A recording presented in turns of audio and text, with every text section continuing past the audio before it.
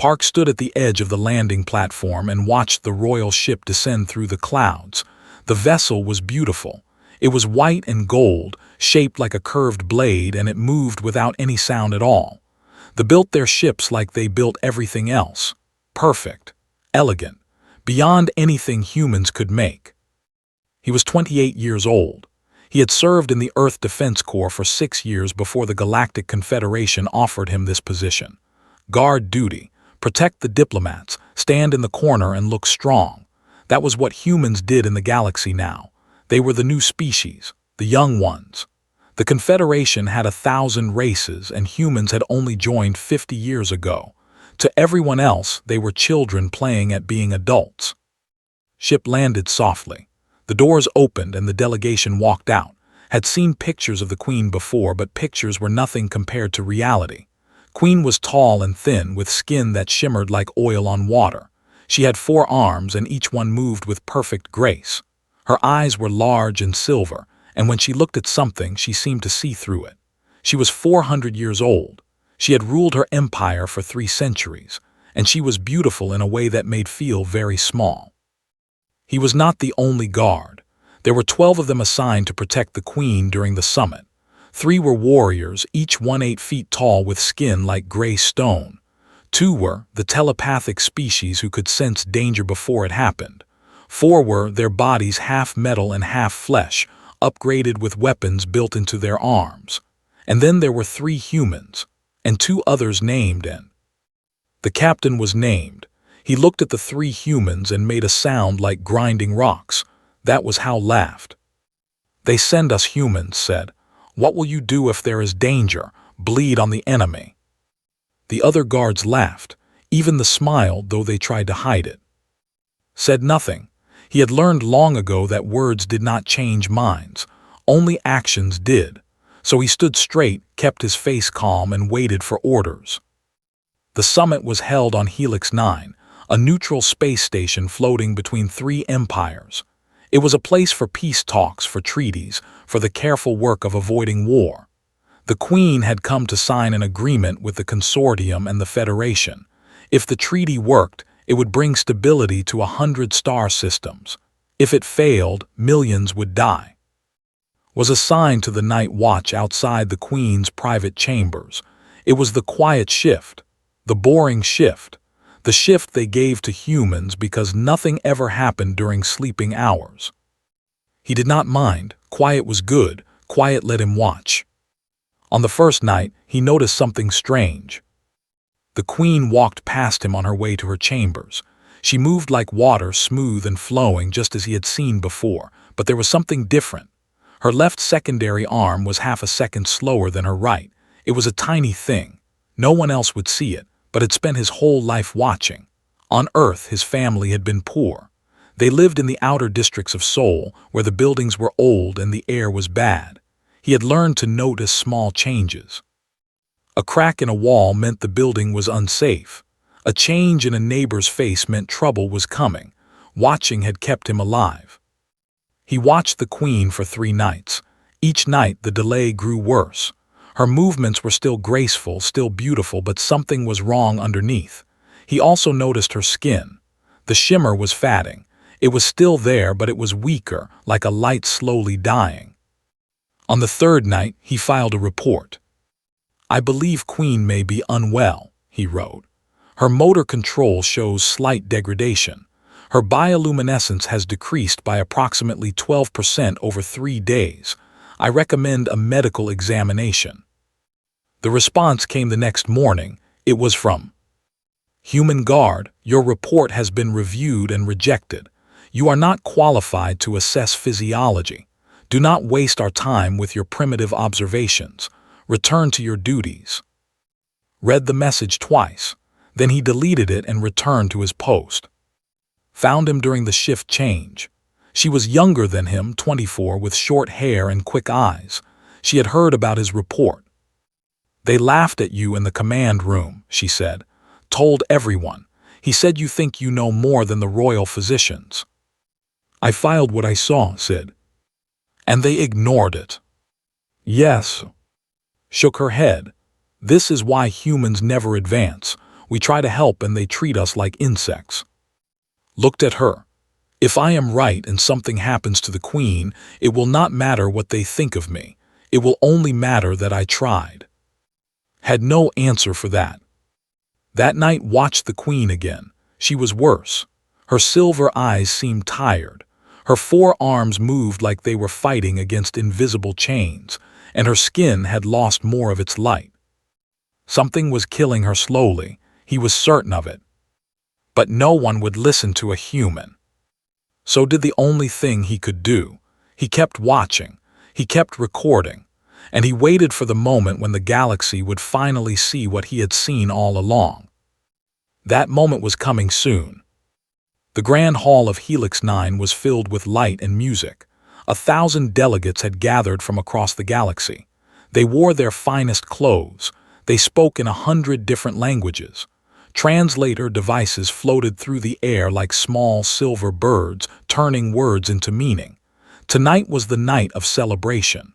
The treaty had been signed. Peace had been achieved.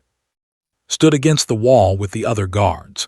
He wore his formal uniform, black and gray, with the Earth symbol on his shoulder. The other species wore armor that glowed, weapons that hummed with energy, helmets that covered their faces. The humans wore cloth and carried simple pistols. They looked like servants standing next to kings. But was not thinking about how he looked. He was watching the Queen. She stood at the center of the hall on a raised platform. Prince, her heir, stood beside her. He was young for only 120 years old. He had his mother's silver eyes but none of her calmness. He looked nervous. He kept glancing at the Queen like he was waiting for something bad to happen. Perhaps he had noticed too. The Queen raised her forearms and the hall fell silent.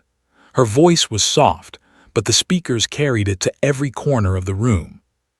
"Today we have chosen peace," she said. "Today we have proven that different species can work together, that old enemies can become new friends, that the future does not have to be written in blood." The delegates cheered, did not cheer, he watched. The Queen's skin was gray now, not shimmering, not beautiful, gray like stone, gray like death. Her movements were slow. Her words came with effort. She was fighting to stand. She was fighting to speak, and no one seemed to notice except him. And then it happened. The Queen stopped mid-sentence. Her mouth was open, but no words came out. Her silver eyes went wide. Her forearms dropped to her sides, and then, like a tree falling in a forest, she collapsed. The sound she made when she hit the floor was soft, but the silence that followed was the loudest thing had ever heard. Then the screaming started. The delegation rushed to their Queen. They surrounded her, crying out in their language, words that the translators could not keep up with. Prince fell to his knees beside his mother. His face was twisted with fear and rage. "Poison," someone shouted. "The humans poisoned her." "No, it was they have always hated the did this, look at them. They are not even surprised." The hall became chaos. Delegates shouted at each other. Guards drew weapons. The warriors formed a defensive circle. They raised their mechanical arms, weapons glowing hot. They pressed their hands to their heads, overwhelmed by the emotions flooding the room. War could feel it coming, like a storm on the horizon. One wrong move, one weapon fired, and everything would collapse. The royal physicians pushed through the crowd. They were tall and thin, with 4 arms that moved quickly over the Queen's body. They scanned her. They tested her blood. They checked her hearts, both of them, and then they looked at each other with confusion. "We find nothing," the lead physician said. "No poison, no disease, no injury. We do not understand." "Then she was assassinated by something you cannot detect," Prince said. His voice was cold. "Someone in this room killed my mother." The hall grew even more tense. Hands moved toward weapons, eyes filled with suspicion. Stepped forward. He did not think about what he was doing. He did not think about the fact that he was a human, the lowest species in the room. He did not think about how the other guards would mock him or how the delegates would ignore him. He only thought about the Queen lying on the floor, her skin gray, her body still, and the small things he had noticed over the past 5 days. "Prince," he said. The prince turned to look at him. His silver eyes were filled with tears and fury. "Who speaks? A human. You dare address me now?" "I filed a report 3 days ago," said. His voice was calm. "I warned that the queen was showing signs of illness. My report was rejected." The hall went quiet again. Everyone was looking at him now. The captain stepped forward, his stone face twisted with anger. "You are lying," said. "You filed nothing. You are trying to take credit for noticing what you did not notice." "Check the security logs," said. "The report is there, time-stamped, unedited." Prince raised his hand and a screen appeared in the air. His fingers moved quickly. A moment later, his report appeared for everyone to see. The room was silent. "You saw this," the prince said slowly, 3 days ago, and no one listened." "Humans are not qualified to assess physiology," said, repeating his words exactly. "That was the response I received." Said nothing. His stone face had gone pale. Prince stood up. He looked at with new eyes, not like he was looking at an insect, like he was looking at something he had never seen before. "What do you need?" the prince asked. "Permission to examine the queen's environment," said. "Not her body, her surroundings, the air she breathes, the water she drinks, the room where she sleeps." "The physicians have already checked those things," someone said. "They checked for poison," said. "I want to check for absence, for something that should be there but is not." The prince looked at him for a long moment, then he nodded. "You have my permission," he said. "Find what killed my mother, and if you are wasting my time, human, I will have you executed." Bowed his head. "Understood," he said. And then he went to work. The queen's private chambers were dark and quiet. Medical machines surrounded her bed, keeping her alive but not awake. Her skin had turned completely gray now, like ash, like the color of old bones. Her breathing was shallow. Her 2 hearts beat weakly, out of rhythm with each other. Stood in the doorway and looked at the room. The physicians had scanned everything. They had tested the food, the water, the walls, the floor. They had found nothing dangerous. No poison, no radiation, no biological weapons. The room was clean. So why was the queen dying? Walked slowly through the room. He touched the walls. He smelled the air. He looked at the lighting, the temperature controls, the ventilation system. Everything seemed normal. Everything seemed perfect. But something was wrong. He could feel it. He pulled out his communication device and called his sister. Was 400 light years away, working on a research station in the outer systems. She studied alien life forms. She had spent 10 years learning how different species worked. Her face appeared on the small screen. She looked tired. She always looked tired. "What is happening? I saw the news. The queen collapsed." "I need your help," said. "I need everything you know about biology." "That is classified research. I could lose my job." "The queen is dying. If she dies, there will be war. Millions of people will die, maybe billions." Was quiet for a moment, then she sighed. "What do you need to know?" Asked her about the body. How did they breathe? How did their hearts work? What did they need to survive? Explained that were different from humans in many ways. They had 2 hearts that needed to beat together in perfect rhythm. Their skin absorbed certain gases from the air. They needed specific elements to survive, things that most species did not need at all. "There is one gas that is very important," said. "It is called 7. It is rare. Most planets do not have it, but worlds have it naturally in the atmosphere. Without it, us hearts will slowly fall out of sync. Their body will shut down over days or weeks." Felt something cold move through his chest. What if someone removed 7 from the air? His eyes went wide. Then I would die, slowly, painfully, and medical scans would show nothing wrong because there would be no poison, just the absence of something essential. Ended the call. He walked to the ventilation system in the corner of the room. He opened the panel and looked inside. The filters were new. They were shining and clean. The label said they had been installed 5 days ago. 5 days, the same day the Queen arrived on Helix 9. He took one of the filters and examined it carefully. It looked normal. It smelled normal. But when he checked the specifications, he found something strange. The filter was designed to remove trace gases from the air. Dozens of gases were listed, and there in the middle of the list was 7. Someone had installed filters that removed the very gas the Queen needed to survive. Felt his heart beating faster. This was not an accident. This was murder. A slow, invisible murder that no one would ever detect. He checked the work order for the filter installation. It had been approved by the station's Environmental Management Department. The department was run by the consortium as part of a recent upgrade contract. Thought about what he knew. They were a proud species, half machine, half flesh.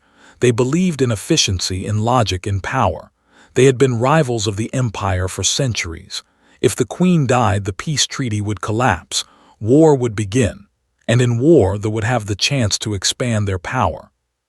But he needed more than suspicion. He needed proof. He returned to the main hall where the delegates were still arguing. Prince was standing with his advisors, his face pale with fear and anger. When he saw, he walked quickly toward him. "What did you find?" the prince asked. "The air," said. "Someone changed the air filters 5 days ago. The new filters remove a gas called 7. The prince's eyes went wide. "That is essential for our survival. Without it, your mother has been slowly suffocating since she arrived." Prince grabbed his arm. His grip was strong. "Who did this? Who changed the filters?" The work order was approved by the Environmental Department. The prince turned toward the delegation. His face was twisted with rage, but put his hand on the prince's shoulder. "Wait," said. "We need more proof. If you accuse them now without evidence, they will deny it. They will say it was an accident. They will say the humans are lying to cause trouble. We need someone to confess." "How do we make someone confess?" Thought about it. They were smart. They were careful. They would not confess easily. But they also believed humans were stupid. They believed humans were no threat at all. Maybe he could use that. "I have an idea," said, "but I need you to trust me." The prince looked at him for a long moment. A human asking for trust. A human who had been right when everyone else was wrong. "I trust you," the prince said finally. "Do what you must." Nodded. Then he walked toward the delegation, his face calm, his eyes watching everything. He was about to do something very dangerous, but if it worked, he would save the Queen. And if it failed, he would probably die. He decided those were acceptable odds. Ambassador was the leader of the delegation. He was tall and thin, with silver metal covering half his face. His left eye was mechanical, glowing red in the dim light. His right arm was a weapon, hidden under synthetic skin, capable of killing a dozen men in seconds. He was one of the most powerful diplomats in the galaxy, and was about to accuse him of murder. He found the ambassador in a private corridor near the conference rooms, was alone, speaking quietly into a communication device. When he saw approaching, he ended the call and turned with cold eyes. "A human," said. His voice was flat, mechanical. "What do you want?"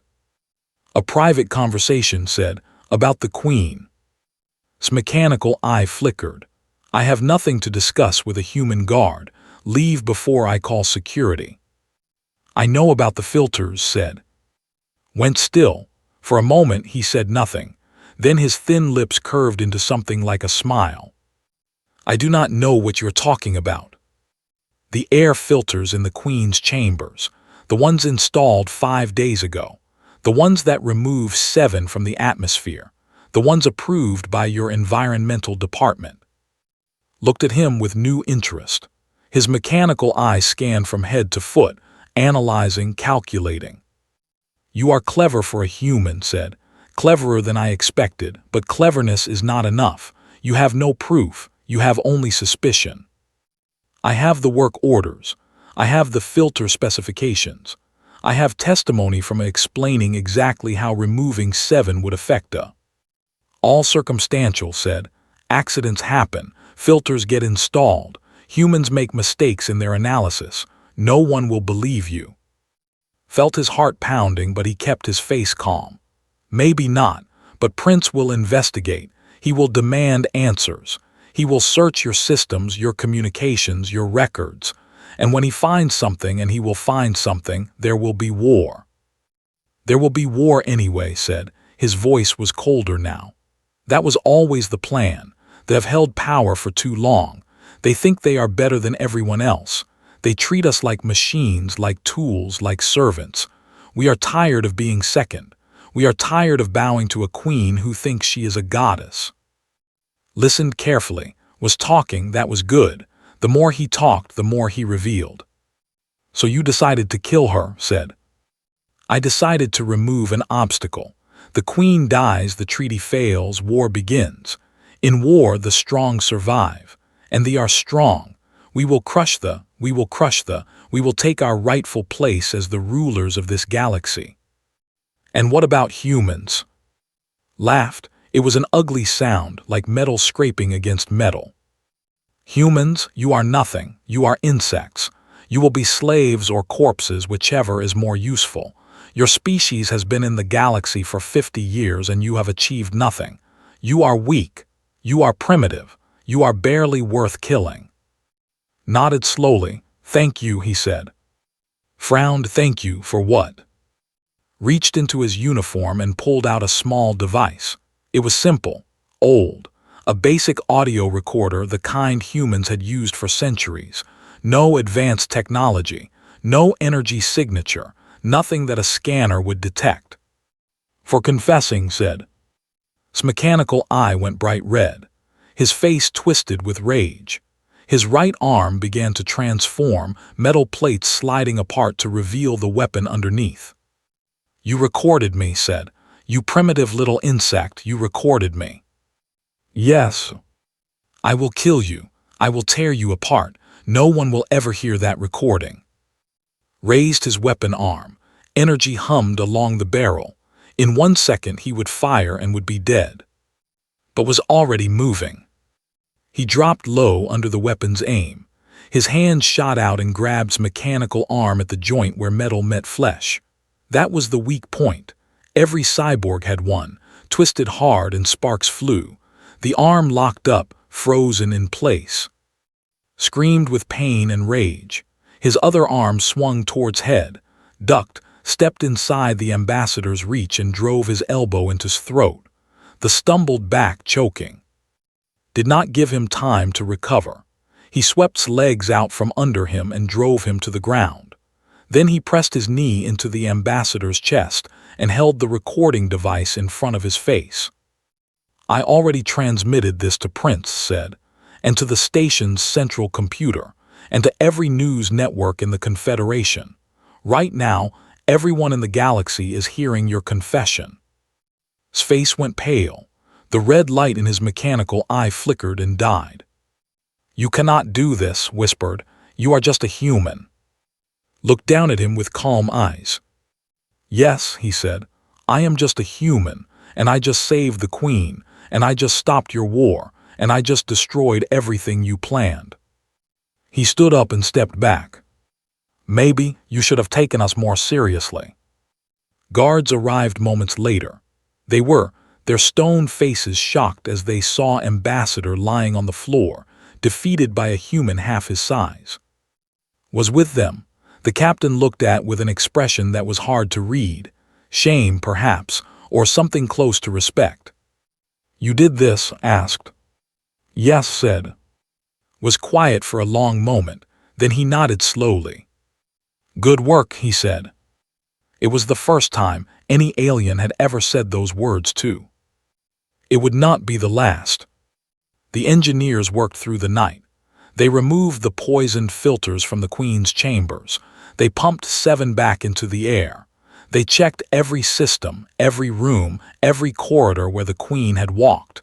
By morning, the station was clean again. Stood outside the medical bay and waited, and stood with him. The three humans did not speak. They just waited, watching the door, hopping for good news. The door opened. A physician stepped out. Her face was tired but peaceful.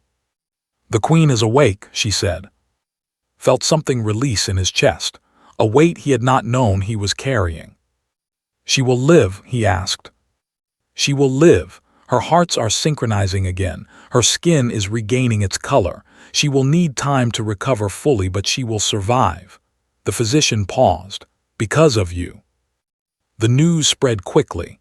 Within hours, the entire station knew what had happened. The conspiracy. The human guard who had noticed what no one else could see. The confession. The fight. The rescue. Prince called an assembly in the grand hall. All the delegates gathered again, but this time the mood was different. There was no shouting, no accusations, only silence and waiting. The prince stood on the platform where his mother had fallen. His silver eyes moved across the crowd until they found standing at the back with the other guards. "Come forward," the prince said. Walked through the crowd.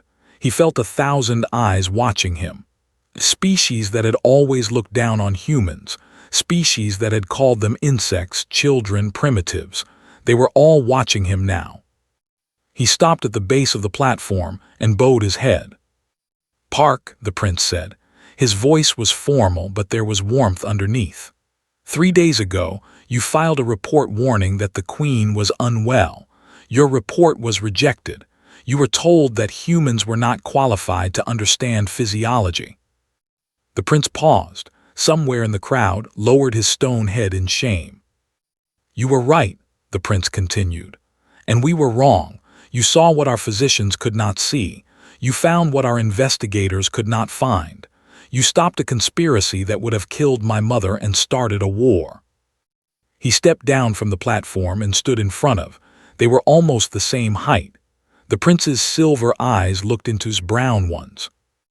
"The Galactic Confederation has always believed that humans are a junior species, too young, too weak, too primitive. But I have learned something these past few days. Humans are not weak. They are different. They see the world in ways we cannot understand. They notice the small things, the invisible things, the things that kill." The prince reached out and placed his hand on shoulder. "I owe you my mother's life. I owe you the peace of 100 star systems, and I will not forget." The crowd was silent. Then slowly someone began to applaud, then another, then another. The sound grew until it filled the hall like thunder. Warriors, telepaths, nobles, even some of the ones who had not been part of the conspiracy joined in. For the first time in 50 years, humans were being cheered. Later that day, the Queen summoned to her chambers. She was sitting up in bed, her skin shimmering softly, her silver eyes bright with intelligence. She looked tired but alive, so beautifully alive. "Sit," she said, gesturing to a chair beside her bed. "Sat." "I have been told everything," the Queen said. "You saved my life. Why?" It was a simple question, but thought about it carefully. "Because it was my job," he said. "I was assigned to protect you. I protected you. Many others had the same job. They did not see what you saw. They were not looking for the right things." The Queen smiled. It transformed her face, made her look younger, almost human. "And what were you looking for?" "The small things," said. "On Earth, we learned that the biggest dangers are often invisible. Disease, poison in the water, cracks in the foundation. We are a fragile species. We die easily. So we learn to watch for the things that kill quietly." The Queen was silent for a moment, then she nodded. "Perhaps that is why your species survived so long on your difficult little planet. You learned to see what others cannot." "Perhaps," said. The Queen reached out and took his hand. Her skin was warm, and it shimmered where it touched his. "I am promoting you," she said. "You will be the head of security for the Confederation, the first human to hold such a position. You will have authority over all species. You will protect not just me but the peace we have built." Felt his breath catch. "I am honored, but I am just a guard. I am not trained for leadership." "You are trained to see," the Queen said. "That is more important than anything else. The galaxy needs people who see clearly, who notice the small things before they become big things, who protect without pride or prejudice." She squeezed his hand gently. "Will you accept?" Thought about his sister, working alone on a distant station, fighting for recognition that never came. He thought about and standing in corners, ignored by everyone. He thought about all the humans in the galaxy, treated as children, waiting for a chance to prove themselves. "Yes," he said, "I accept." That night stood alone in the observation deck, looking out at the stars. His communication device buzzed. A message from. "I saw the news," she wrote. "I cannot believe it. My brother, head of security. Mom and Dad would be so proud." Smiled. "We did it together," he wrote back. "Without your research, I would have found nothing." Does this mean humans finally get a seat at the table? Looked out at the stars. Billions of them. Billions of worlds. Billions of species, all watching, all waiting to see what humanity would become. "We have a seat now," he wrote. "What we do with it is up to us." He put away his device and stood in the silence. The galaxy stretched out before him, vast and unknown. Humanity had taken its first real step among the stars. And Park had opened the door.